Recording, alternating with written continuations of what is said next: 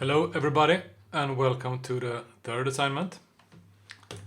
I hope everyone is doing alright and that you are healthy and safe.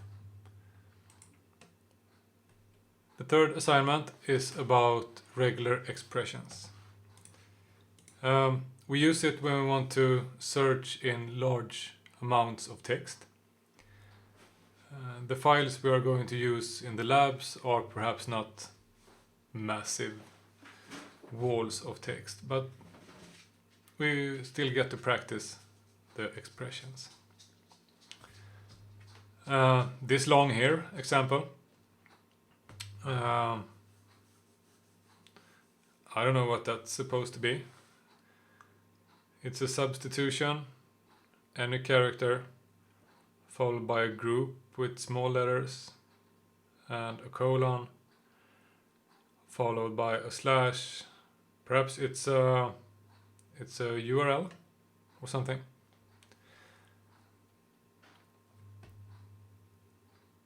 It's good to know, be familiar with regular expressions, because depending on where you're gonna work, perhaps you work with large big data log files. And as an example, when I did my master thesis, me and my colleague had to do regular expressions to filter out the date and time from Apache 2 log file.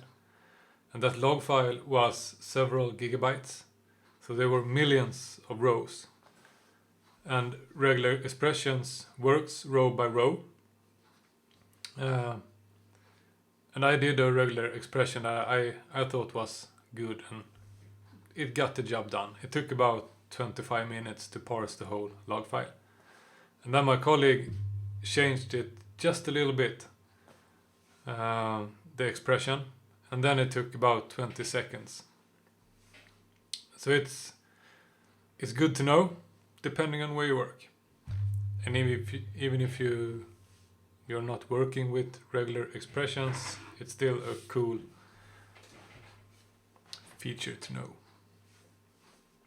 It looks good on the resume. I know regex. Okay, so this assignment is dedicated to just that. We have, see, there should be 2 guides. I think one guide is in here for JQ. This is different kinds of regular expressions. We have different flavors, as it's called.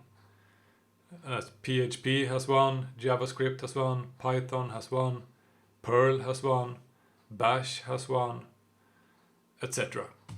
And the first regex lab uses Bash's version of regular expressions. Then we use a program called Zed. It's a stream editor. It edits streams of text. And then a JQ. It parses JSON files. And JSON is, I don't know if you're familiar with it, it's a JavaScript object notation. It's a very well-known format when you want to save objects or something as strings. Then you save it as JSON, and you can send a text file however you want. And then the receiving end can parse it as a JSON and work with it as objects. And it's multilingual. It works between JavaScript and PHP, and most of the languages can read JSON. It's a new part of this assignment, because last year they thought it was too small, the assignment. So now we're learning JQ as well. Okay, we have a guide. Get started with regular expressions. The first one, I couldn't mark. Regex in Bash. It's just what it says. Regular expressions in Bash. Their own flavor. Most of the common things is shared between all flavors, but not all. Then it's something about Zed, and then we have the substitution command. it's for part of the lab.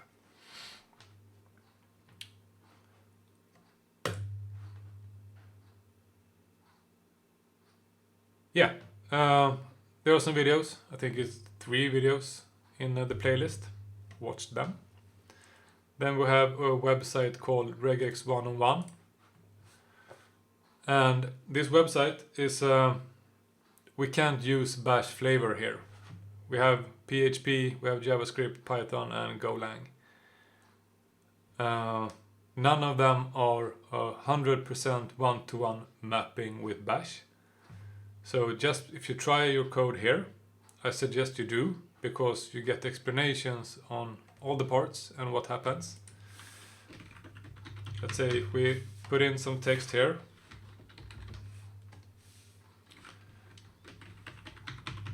Something like that. And then we have our expression here. Let's say a character class 0 to 9. We can see it matches all the numbers 0 to 9. And we can also see here all the parts, what they do. For the bash regex lab, the first one, if you execute the lab in Debian, then it's fine to use a character range like this, A to C. A side note, if you would execute bash regular expressions in, for example, Windows, in a Unix terminal, we have one called Cygwin, then this doesn't work, because Cygwin has an environment variable called language, while Unix has one called lang. And when using language, the environment is storing the character ranges like this, etc. So when I write small a to small, lowercase z, I'm getting all of these. So work in Debian. Then it's working as you want.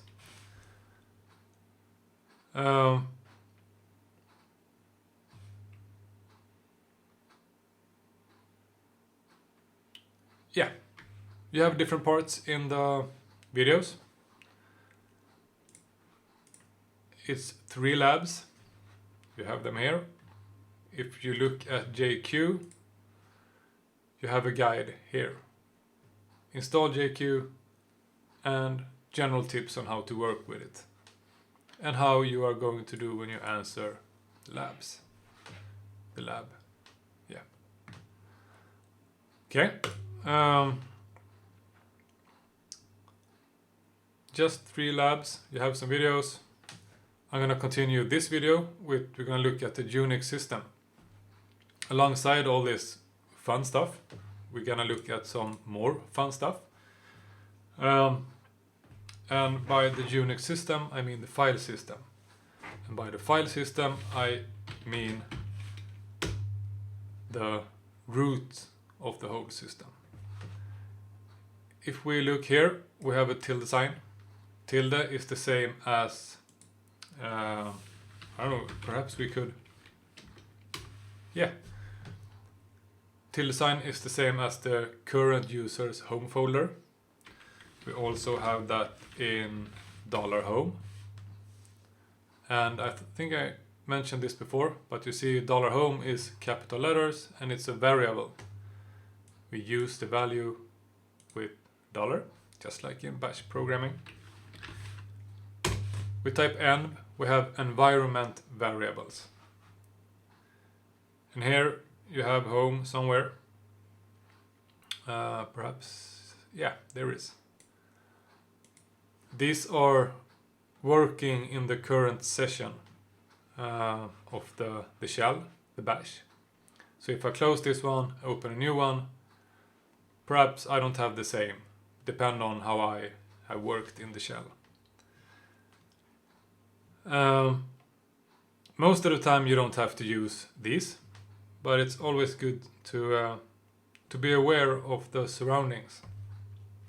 So for example, if I run a script, I can export variables, like if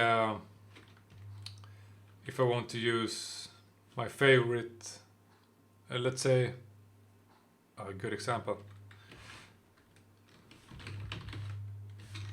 Oh, I gotta have username equals, for example, I want to set my own variable. Then I export it,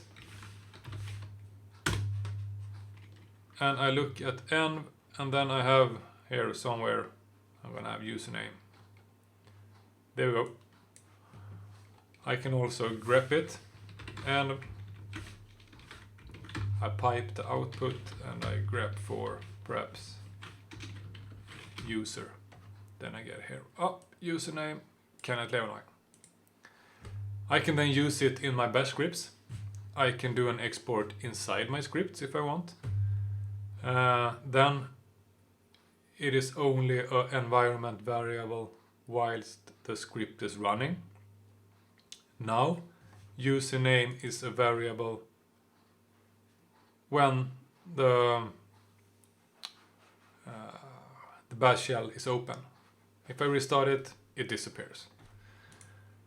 So, if I want this to be persistent, at every time I start my terminal, I want to use the environment variable. Then I'm gonna work in sudo nano dot slash dot bash. Oh, sorry. There we go. Dot bash rc. It's in my home folder. Every user has one. The dot tells us it's a hidden file. But if I look inside it, it's configuration for when the system boots up and my user logs in. All of this is happening. You don't have to care about most of this. Here we have the history file. When I press arrow up, I'm going through my history. I can write history. I can see all the commands I've used. I can see here, 1000 commands up. Okay, you define it here. In the bottom, here usually you can export variables.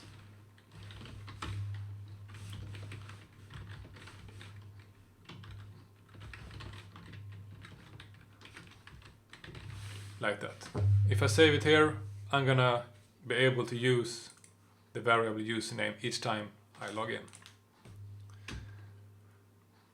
No need to do that now. This little if statement here, it checks if bash aliases, I don't know the pronunciation, if that is a file, then we source it, just a dot, source a file. And that's what happened when we use this .bash rc. When we log in, the system sources the file. So let's say I do a change, export, we can call it change. Yes, and I save this one. And grep change. I don't get anything. But if I source or dot source, it's the same thing. If I source the file, wrong, dot bash rc. If I source it, then I have the change variable each time I log in, because I reuse it. It's the same thing. Re-log in or source the file. Now back to the aliases. there is. Make sure it's uncommented. A hashtag is a comment. Because it sources the bash aliases file. And in there,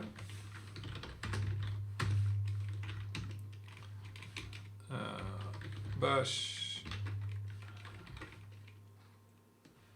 aliases. Here we can set our own aliases. I think it's correct. Alias, yeah. For example, if I think it's tedious to type cd space ... to go up a level. I can just type alias ... equals cd ... When I just type ... period, I'm doing that command instead. I save it. This time I can use source if I want. Bash rc, because that file is using bash aliases. Now, if I'm in this folder, ... and it's the same as cd space ... Okay? That was a big side note, the aliases. It's good to know. It's fun. If you use it correctly, it can make you very productive. And nobody wants to write long commands when you don't have to.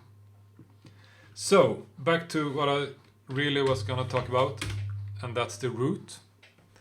We've seen the home folder, everybody has one. If we start with a slash, it's an absolute path. We are starting by the root. So in here we have some folders. Most of these you're not supposed to touch, or you don't have to care about. But as a system administrator, as you are with your own Debian, you should know where you can find files, what's happening in here. I'm not gonna talk about all the folders, but most of them. First, ls-l, we can see this console bash. Console is the name of the terminal. Most of the terminals color code everything. So the cyan color is a symbolic link. So bin is actually pointing at this folder, user bin. Okay. Boot is a folder, CD-ROM is a folder, etc. Like that. Okay, so the bin folder. Here we have a lot of executables, a lot of programs. A lot of the stuff you install ends up here in bin. Everybody can use them. They are executables available to everyone. Executables available to everyone. Okay? As I said, this is a symlink. It points to user bin. So you have to be a user to be able to use it. But if you're not a user, it's not so easy to be in here at all. Goes without saying, perhaps. Boot.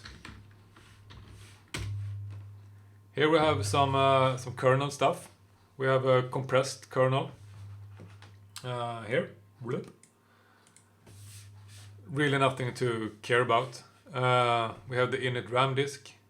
It's a virtual file system that gets created when you boot. Don't touch it. Just let it be. We have some configuration files for the kernel. You can install several kernels. You remember the kernel is actually Linux by the Finnish student. You can install several versions and you can switch between them when you boot up your operating system. Because some of the updates perhaps breaks something you want to have installed, or then you have to do a rollback, and so you can install several versions and switch between them. So boot, here we keep the kernel stuff and the configurations. Also the grub. Grub is a little neat program that you see when you boot Linux. Then it's the place where you can choose operating system. Now in your virtual machine you only have Debian, but if you dual boot, for example, on a Windows computer, then you install grub, or you use Windows bootloader. It's Windows versions of grub. It's the place where you can choose what to boot. Yeah, that's the boot folder. CD-ROM I don't have to talk anything about because it goes without saying. We have dev. Not so much to care about in here. I think it's, if I don't remember correctly, there was something in here I was gonna show you.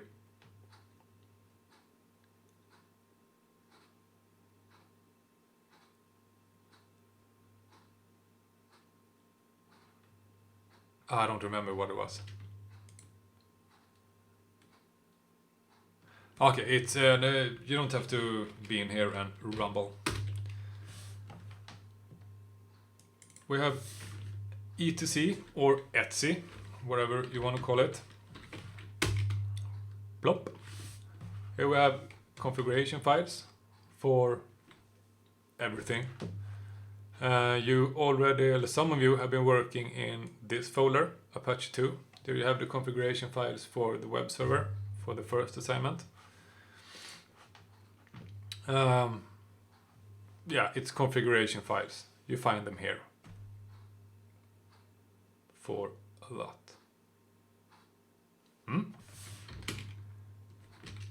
The home folder is the user's home folder.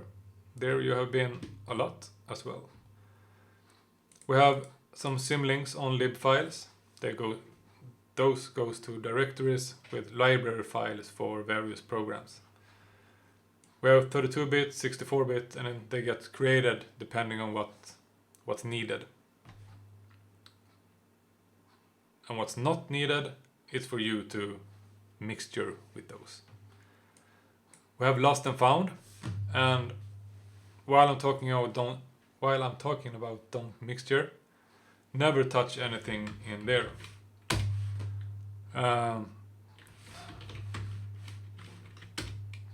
Okay, it was empty. The system uses this folder if it crashes, if something happens that the system can't fix immediately or it breaks. Then it saves a lot of stuff in lost and found, and then when you boot up again, the system goes into lost and found and retrieve the necessary files from the crash. It gets empty each time you start boot up. So if you by some meaning would see a file in there, let it be. We have media. You've used it when you mounted your own CD-ROM.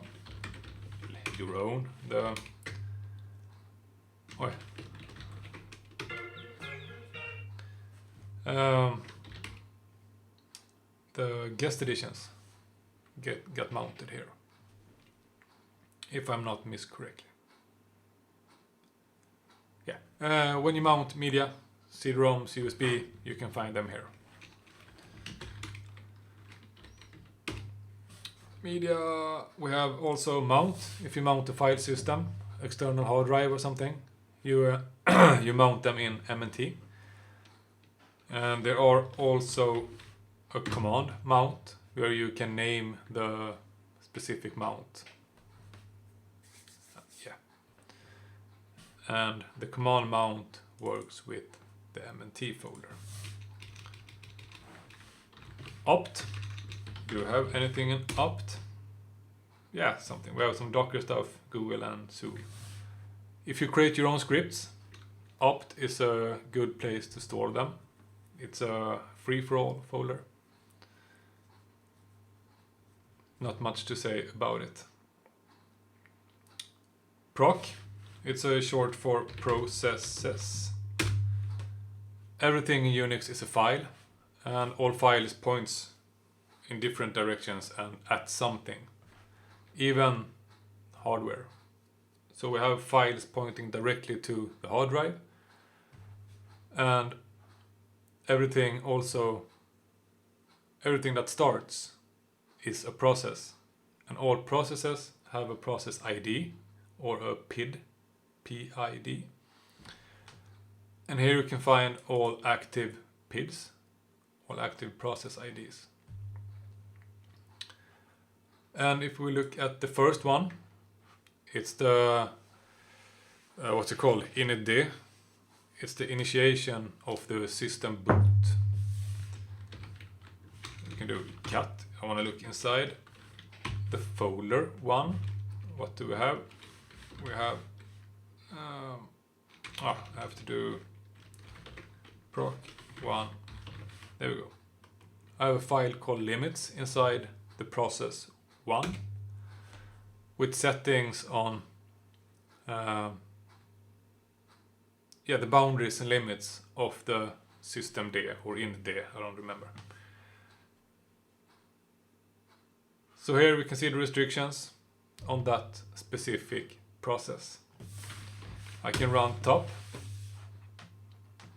I can see all the top programs, processes that's going right now. We have Discord, we have Chrome, OBS. When I stream I use OBS. You can see it's pretty heavy, around 9% of the CPU.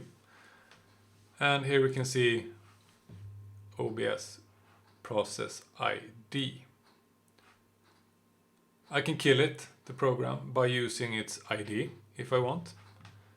I don't want to kill it right now because that would be a pretty lousy stream for you to watch. Okay, process IDs. Everything's a process. Everything that starts. Even when you write your bash scripts, or perhaps someone used seek when you are doing a for loop through two variables. You can use dollar parenthesis and then seq sequence. That starts a new process inside the bash script process. So be careful on how you use several tools and commands inside the scripts, because if you do it in a loop and you loop perhaps 10,000 times, it's not so good to create 10,000 processes, depending on what you're doing. Okay, I press Q, pop, and I'm back here. Process IDs. Limits.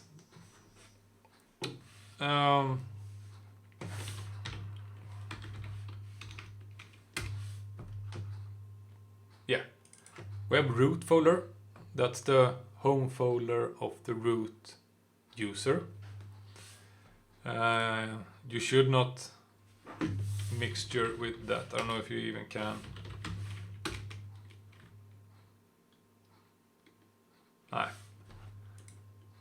I can't even go in there.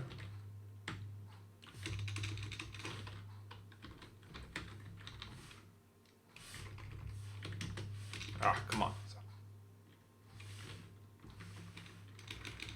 Okay, sudo didn't know the command cd by some meaning.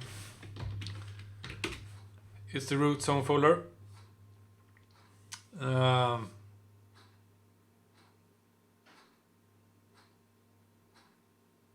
We have sbin.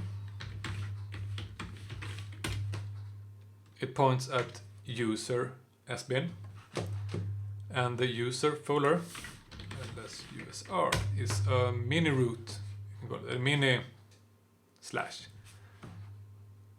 we have the USR folder, stands for user, has its own bin folder, lib folders, local, sbin, etc. And the reason we have this is because everything ends up in the path. And you remember environment variables? We have a $path. And this path is where the system looks for files and commands and such. So if I type ls, it's a command that you know. Then I can find ls in either sbin or user local bin or user sbin or user bin or sbin or bin, probably bin. User games, I don't really know why it's here, but it is. Or user local games or snap bin.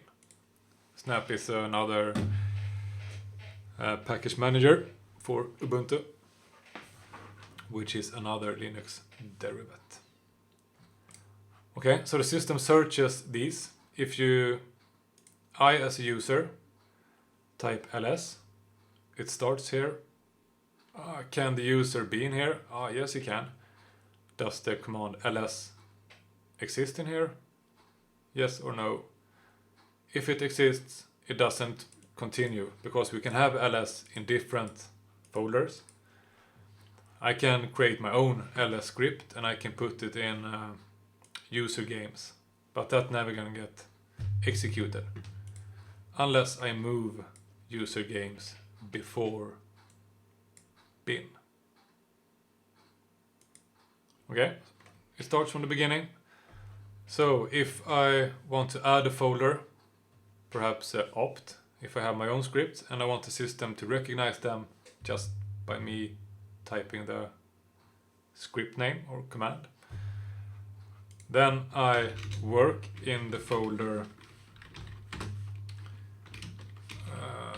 we saw it before, bash rc, the user configuration file.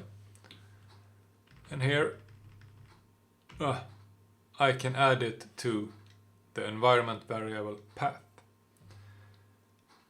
If you're gonna do this, I don't see why you should, because this has nothing to do with the assignment. This has to do with being familiar with the Unix environment. Be sure not to overwrite the current path variable. So, if I want to add the opt folder, perhaps, then I would do something like this. Export. What should I export? The opt folder. We should see. First of all, I have to set the path. So path equals, and here we go with opt and then $path.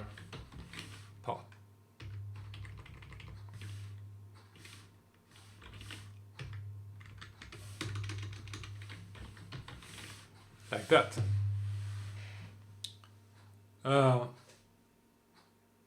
This would first set the environment variable to opt, followed by the current value of path.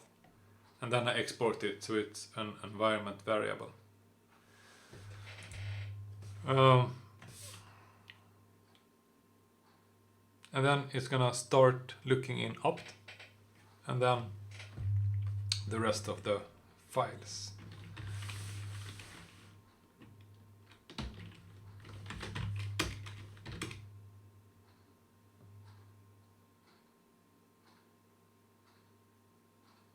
Yeah, that's some of the folders in the root, not to be confused with the user root. This is called root, and it defines an absolute path. And while we're talking about it, an absolute path, you can execute from anywhere you want. Let's say if I want to go into the folder downloads, that's in my user folder, I would start with an absolute path from the beginning of the system. So we have home, we have my user, and we have downloads. This will always work, no matter where I am. Now I am in my home folder, but wherever I am, this will work, and it will take me into downloads. An absolute path. A relative path, it's, as it sounds, relative to where I am right now. So if I type cd downloads, I have to be in the folder where downloads is. I have to be in the same folder, or else I don't find it. I can't be in the documents folder and use the relative path, just downloads. Another type of relative path is, let's say I am here in documents, I want to take me to downloads. I use ... to move up a level and into downloads. This path is relative to where I am. I am in documents. Therefore, this will work. I could also be some other folder on this level, because I first step up and then I go into downloads. Relative path.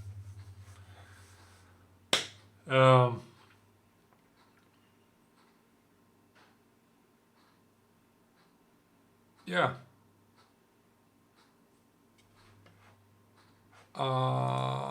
Was it something more? We talked about the file system, environment variables, alias,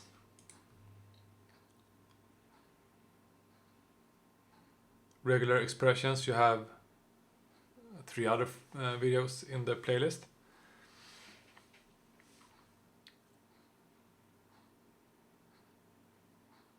This should be sufficient for this video. If you want me to talk about anything, just let me know and I make a video and I post it online. So, do your best with regular expressions and JQ. Let me know if you wonder anything. And good luck and keep up the good work. Bye bye.